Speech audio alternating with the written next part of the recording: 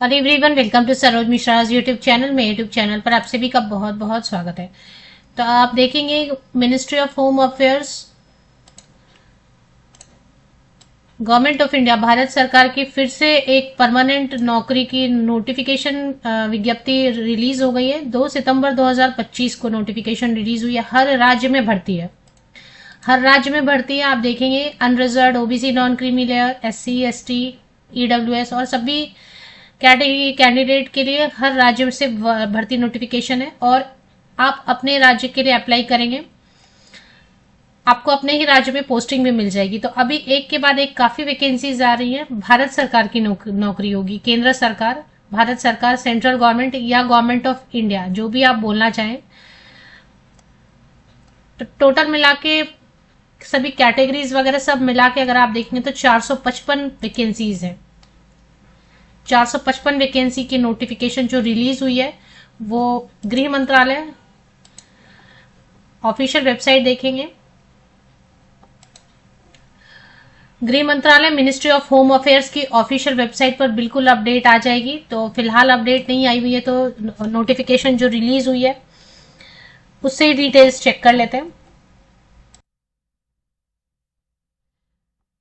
455 जो वैकेंसीज हैं वो पोस्ट का नाम अगर आप देखेंगे तो security assistant motor transport, intelligence bureau की तरफ से, मतलब जो भर्ती रिक्रूटमेंट जो भर्ती की जाएगी वो इंटेलिजेंस ब्यूरो डिपार्टमेंट में की जाएगी। और सिक्योरिटी असिस्टेंट मोटर ट्रांसपोर्ट, इसमें नोटिफिकेशन के हिसाब से ये पोस्ट का नाम रहेगा। तो 455 जो वैकेंसीज है सभी के सभी परमानेंट रहने वाले हैं और इसके लिए एप्लीकेशन 2 सितंबर को रिलीज हो चुकी है और एप्लीकेशन कब से होगी वो चेक कर लेते हैं। क्वालिफिकेशन की डिटेल भी चेक करेंगे। मिनिमम तो 10th पास होना चाहिए। इसके अलावा और क्या क्या चीजें चाहिए वो भी चेक कर लेते हैं। 10th पास होना चाहिए। देखें, इस नोटिफिकेशन के हिसाब से 10वीं पास होना चाहिए, क्योंकि वो जो नोटिफिकेशन है ना वो आपने देखा ना काफी ब्लर है, मतलब उसकी इमेज क्लियर नहीं है। तो मैं दूसरे वेबसाइट पर लेकर आपको वहां से डिटेल्स कवर करके दे रही हूँ। तो 10वीं पास, मिनिमम 10वीं पास होना चाहिए। 10th पास कम से कम होना चाहिए। उसके बाद फिर आप 12th है, ग्रेजुएट है, वो आप इसके आगे की क्वालिफिकेशन के हिसाब से आप चाहे तो अप्लाई करना चाहते हैं तो करें, नहीं तो कोई बात नहीं है। लेकिन मिनिमम 10वीं पास है तो बिल्कुल अप्लाई कर सकते हैं। लेकिन साथ में light motor vehicle driving licence चाहिए एंड 1 ईयर का एक्सपीरियंस ड्राइविंग का चाहिए। मतलब वो एक प्रूफ होना चाहिए कि आपने 1 ईयर ड्राइविंग किया है। ऐसे तो ड्राइविंग सभी करते हैं, सभी जानते हैं। लाइट मोटर बोले तो बहुत लोग ड्राइविंग करते रहते हैं, but as a proof documented कुछ होना चाहिए कि हाँ आपने ड्राइविंग किया 1 ईयर। बस इतना ही मांग रहे हैं। और रजिस्ट्रेशन जो है 6 सितंबर से स्टार्ट हो जाएगी। www.mha.gov.in की ऑफिशियल वेबसाइट पर डिटेल्ड एडवर्टीजमेंट भी आएगी। सैलरी अच्छी दे रहे हैं। सैलरी देखें 50,000 तो आराम से रहेगी, क्योंकि लेवल 3 दे रहे हैं। लेवल 1, लेवल 2 नहीं, लेवल 3 दे रहे हैं। इंटेलिजेंस ब्यूरो डिपार्टमेंट या ऑर्गेनाइजेशन है जहां पे पोस्टिंग होगी। रिक्रूटमेंट बॉडी जो है वो खुद गृह मंत्रालय की तरफ से विज्ञापन भरती है, नोटिफिकेशन है। Security assistant motor transport examination 2025 के नाम से बुलाएंगे, SA/MT के नाम से भी। और इसमें 6 सितंबर से लेके 28 सितंबर तक आप आवेदन कर सकते हैं। ऑनलाइन एप्लीकेशन रहेगी। 455 पोस्ट हैं। 10th pass, light motor vehicle driving licence plus 1 year driving experience के साथ में 18 से 27 साल।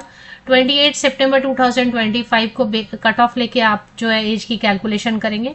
18 से 27 साल, 18 to 27 ईयर्स जनरल कैंडिडेट के लिए। अगर आप SC, ST, OBC, non creamy layer candidate है या फिर आप PWD कैंडिडेट के लिए है कि नहीं वो मैं चेक करती हूँ। इसमें Tier 1 Tier 2 होगा, 2 परीक्षा होगी। स्किल टेस्ट तो होता ही है, मुझे तो लग रहा है स्किल टेस्ट तो ऑल ओवर इंडिया सभी जगह जॉब लोकेशन है वो आपने देखा। 21,700 की बेसिक पे आपको ज्वाइनिंग अभी देंगे। तो ये बेसिक पे है। ये बेसिक पे आपको महंगाई भत्ता मिलता है, HRA मतलब हाउस रेंट अलावेंस मिलता है। इसके बाद आपको ट्रांसपोर्ट अलावेंस मिलता है, मेडिकल मिलता है, 2 प्रोविडेंट फंड मिलेंगे। 5 साल हो जाएगा तो ग्रेजुटी। और सबसे बड़ी चीज ये है कि जब तक ये रिक्रूटमेंट प्रोसेस कंप्लीट होगी 8वां वेतन आयोग लग जाएगा। अभी 7वां वेतन आयोग है। 7 CPC के हिसाब से ये सैलरी पे स्केल है। जनवरी 2026 से 99% चांसेस हैं कि 8वां वेतन आयोग इंप्लीमेंट कर दिया जाएगा। तो उसके हिसाब से तो सैलरी 50,000 से भी ज्यादा होगी, 50,000 से starting salary. All over India जो है वैकेंसीज है, मैंने अभी जस्ट आपको स्क्रॉल करके दिखाया ही है। शॉर्ट नोटिफिकेशन अभी आई हुई है, उसके हिसाब से भी काफी इंफॉर्मेशन प्रोवाइड कर दिया है। नोटिफिकेशन से मैं इसलिए नहीं बता रही हूँ क्योंकि उसमें ब्लर है, इमेज ठीक से क्लियर नहीं हो रही है।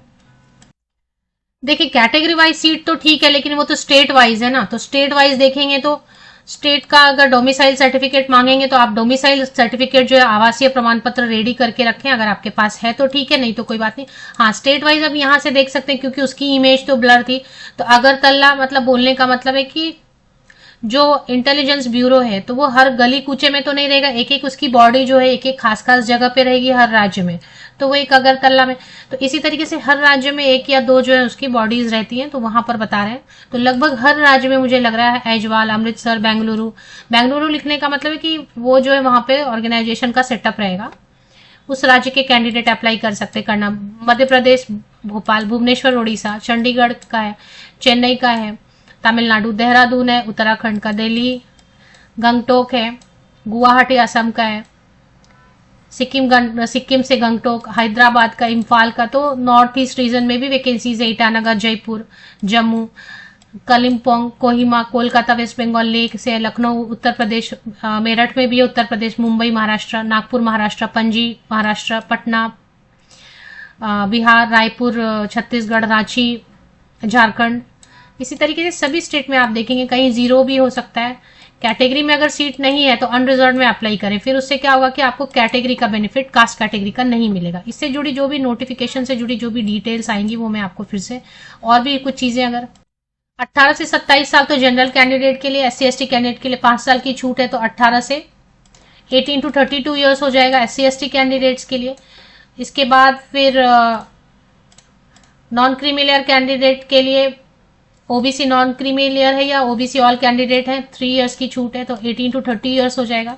इसी तरीके से डिपार्टमेंटल कैंडिडेट भी अप्लाई करते हैं जो कि ऑलरेडी काम करें, तो क्योंकि प्रमोशन के लिए या हायर लेवल पे काम करने के लिए, तो उनके लिए और भी छूट है। तो एज में रिलैक्सेशन काफी कैंडिडेट्स को मिलेगी। और भी चीजें जो है डिटेल्स चेक कर लेते हैं।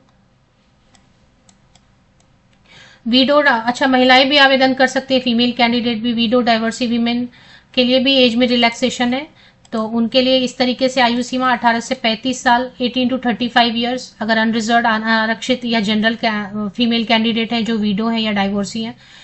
ओबीसी कैंडिडेट रहेंगे तो 18 to 38 years, SC ST candidate है तो 40 इयर्स। एक्स सर्विसमैन के लिए भी एज में रिलैक्सेशन है। और इसमें जो है फीस की डिटेल समझ लेते हैं। फीस की डिटेल कुछ इस तरीके से है, SC ST फीमेल, और ये फिर से डिटेल नोटिफिकेशन आएगी, अभी तो शॉर्ट नोटिफिकेशन है। जनरल OBC EWS के लिए 650।